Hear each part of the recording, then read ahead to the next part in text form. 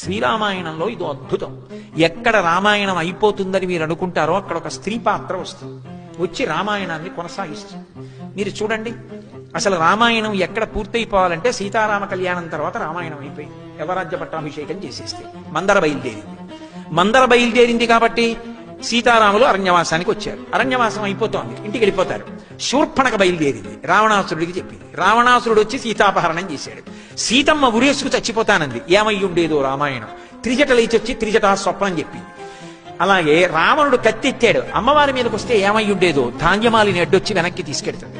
అలాగే రాముడు బ్రహ్మాస్త్రం చేత మరణించాడు అని చెప్పి ఆవిడ్ని పుష్పక విమానంలో తీసుకొచ్చి చూపించారు. ఆవిడ నిజంగా రాముడి శరీరం వదిలిపెట్టాడు అనుకుని గుండెలు బాదుకుని ఏడ్చింది. ఏమై ఉండేదో త్రిజట చెప్పింది, శరమ చెప్పింది. వైధవ్యాన్ని పొందితే పుష్పక విమానం ముయ్యదు, నీవు వైధవ్యం పొందలేదు, రాముడు మూర్ఛిల్లాడంతే, తేరుకుంటాడమ్మా, ఆయన మరణించలేదని చెప్పింది. మళ్ళీ సూర్యోపాసన చేసింది. రామాయణం ఎక్కడ అయిపోతుంది అనుకుంటామో అక్కడ ఒక స్త్రీ వచ్చి రామాయణాన్ని కొనసాగింపజేస్తుంది. అది రామాయణంలో ఒక వైచిత్ర్యం.